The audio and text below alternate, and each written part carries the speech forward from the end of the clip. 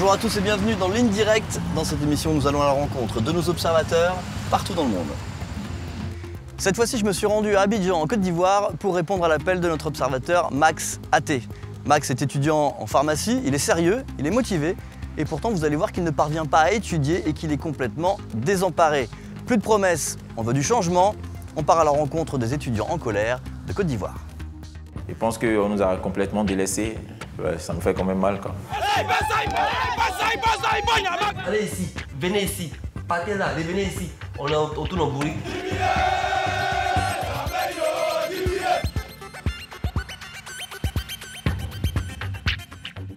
À part ça, président, merci. Félicitations pour l'université. C'est vrai, c'est devenu un peu cher, mais au moins ça ressemble un peu à une université. Je te jure.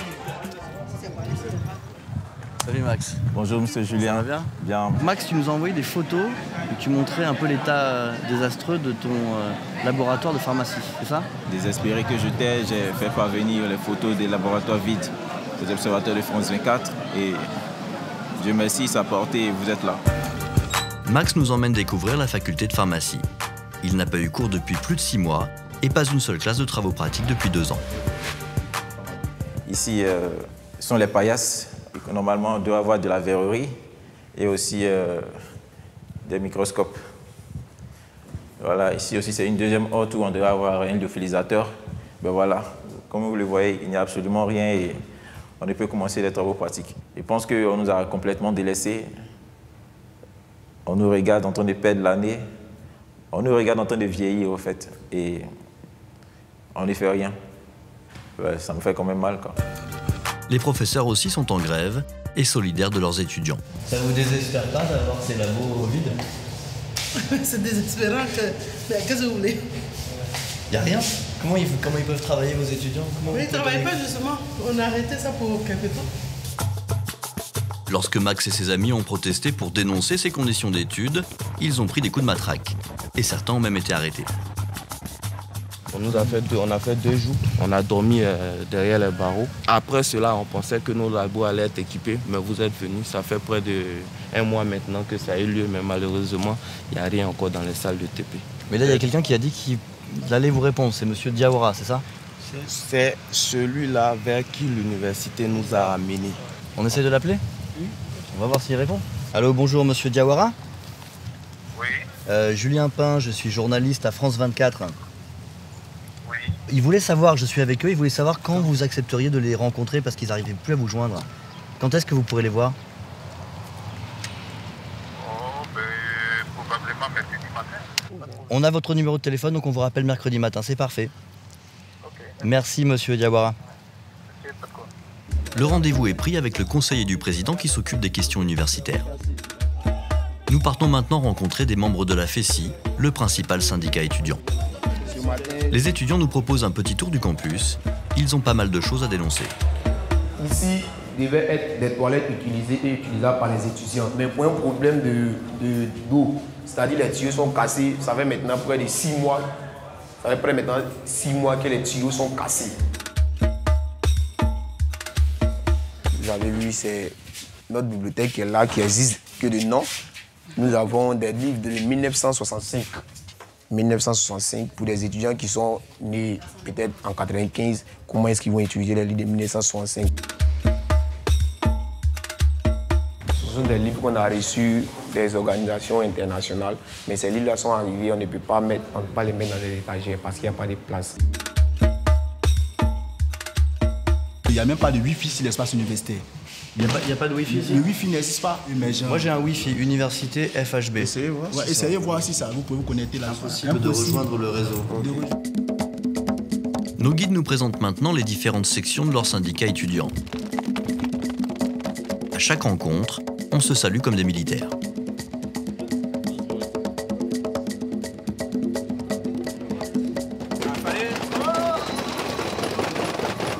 Lui, c'est le général Anno, secrétaire général FESI Flash. Vous appelez le général ? Comment ? Le général ou le secrétaire général ? Secrétaire général. Voilà. Puisque l'expression générale est empruntée à l'armée, la salutation est empruntée à l'armée. Aujourd'hui, le syndicat fête ses 25 ans. C'est toujours Très lié à l'ancien pouvoir et autrefois tout-puissant, il a connu une traversée du désert après la crise post-électorale. Avec cette célébration, la FESI montre qu'il faut de nouveau compter avec elle.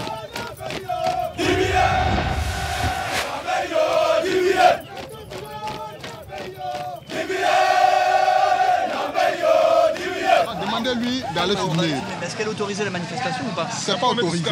Ah, c'est pas autorisé. C'est pas autorisé. Pour contourner l'interdiction, les syndicalistes expliquent qu'il ne s'agit pas d'une manifestation. Ils veulent simplement prier. Alors il faut qu'on fasse tout pour que l'esprit qui vient de Dieu pénètre en vous. Afin que tout ce que vous allez faire, ce soit pour la gloire de Dieu, pour votre bien et votre salut. La FESI a un nouveau leader. Il doit gérer le lourd passé d'un mouvement réputé pour sa violence. Quand même récemment, il y a eu des attaques très dures de la part notamment du parti au pouvoir contre la FESI, qui ont demandé carrément votre dissolution. Vous en pensez quoi, ça? Les autres régimes qui sont succédés ont tenté quand même de dissoudre la FESI. Mais comme je vous dis, la FESI est un esprit. Et l'esprit, on ne peut pas dissoudre un esprit, vous comprenez? On va aller rencontrer Joël Nguessan, qui a demandé votre dissolution. On y va tout à l'heure. Et Joël Nguessan serait prêt à rencontrer des gens de la FESI pour en discuter avec eux. Est-ce que vous acceptez de le rencontrer ou est-ce que c'est pas possible? Il n'y a pas de souci. Nous partons rencontrer le porte-parole du RDR, le parti du président. Bonjour, chers amis. Comment allez-vous? Bonjour, monsieur le ministre. C'est la première fois que ces deux hommes acceptent de se rencontrer. Assis Fusion, secrétaire général de la FESI. Ils ont bastonné des magistrats, ils ont bastonné des professeurs à l'université.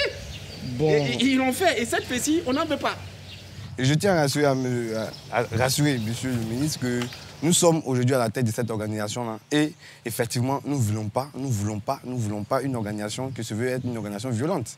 Est-ce que vous allez transformer vos revendications en coup de machette? Non, jamais la FESI a voulu en tout cas transformer ses revendications en coup de machette. Voilà. Je le dis, je sais de quoi je parle. Je suis militant de la FESI et j'ai... D'où vient que les machettes ont atterri dans les salles de classe alors? C'est pas la FESI qui c'est pas la FESI qui a distribué les armes dans les cités universitaires. Vous avez les preuves? Les revendications, vous avez l'air d'être plutôt d'accord avec ces revendications dans l'ensemble? Ah oui. Est-ce qu'on peut dire du coup que s'ils renoncent à la violence, vous renoncez à demander leur dissolution? S'ils renoncent à la violence, si la violence ne revient plus à l'université, j'estime que la FESI a sa raison d'être. Merci. Merci d'avoir accepté de me rencontrer, c'était très intéressant. Non, mais écoute, L'université est en ébullition. Et d'autres syndicats étudiants se mobilisent sur le campus Houphouët-Boigny. Depuis longtemps, après la crise post-électorale que nous avons connue, nos résidences universitaires ont été embrigadées par des hommes en tenue. Depuis lors, nous réclamons nos cités, mais personne pour nous écouter. Aujourd'hui, nous en avons marre, nous avons regardé le bol. La plupart des cités universitaires sont actuellement occupées par des soldats. La guerre est finie, mais ces anciens combattants, souvent venus du Nord, ne sont en fait jamais repartis. Ici, c'était une ancienne cité universitaire dans la commune d'Abobo. Les anciens combattants sont très énervés, mais ils acceptent finalement de nous laisser filmer. Ça, c'est votre maison ici? Ma maison, c'est opprimé ici. Difficile d'imaginer qu'on puisse réinstaller des étudiants dans cet immeuble en ruine.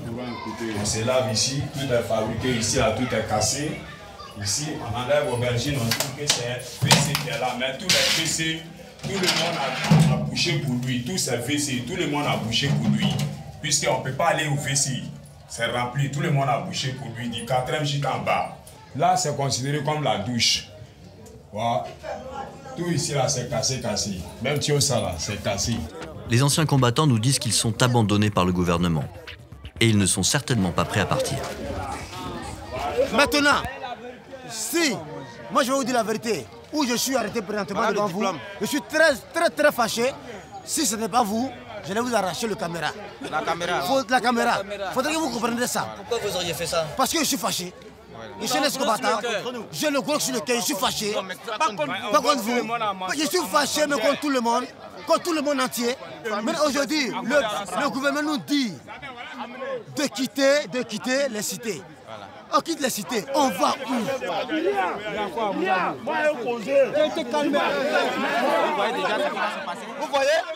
Vous voyez, c'est grave, c'est très chaud. On vous aime. Si on vous ça vient ici. Le gouvernement se fout de nous, vous voyez? Vous voyez ce qui se passe? Nous retrouvons notre observateur et ses collègues de la faculté de pharmacie. Comme convenu, nous devons rencontrer le conseiller de la présidence chargé des universités. Le conseiller nous annonce que du matériel a bien été livré pour eux, et même depuis des mois. Mais seuls les représentants de l'université pourraient, selon lui, nous en parler. Nous traversons donc le campus, mais à la présidence, on ne semble pas savoir où est ce fameux matériel. Monsieur Diawara nous a dit que lui, il ne pouvait pas nous parler parce qu'il dépendait de la présidence, mais que vous, en revanche, vous étiez le vice-président et vous accepteriez de nous parler. Là, il est vraiment complètement à côté de la plaque, parce que tu ne peux pas aller ouvrir une porte où je sais pas la clé. Là, je comprends bien que vous êtes embêté, mais moi j'ai un peu l'impression qu'on se fait balader parce que on est allé voir Monsieur Diawara qui nous dit « Ah moi je peux pas, mais par contre aller voir la présidence. La présidence nous dit allez voir Monsieur Diawara. On sait plus quoi faire. » Ah ça c'est compliqué là, c'est compliqué là. Mais depuis lors, allez ici, venez ici, partez là, revenez ici. On tourne en bourrique et après, quand on est manifesté, on est en prison. On va dire qu'on est politisé. Depuis 2 ans. Depuis 2 ans. Bon, on va chercher la clé alors, c'est un jeu de piste. Ouais. Chercher la clé. Allons chercher la clé. Nous errons à la recherche du matériel de labo. La situation est kafkaïenne.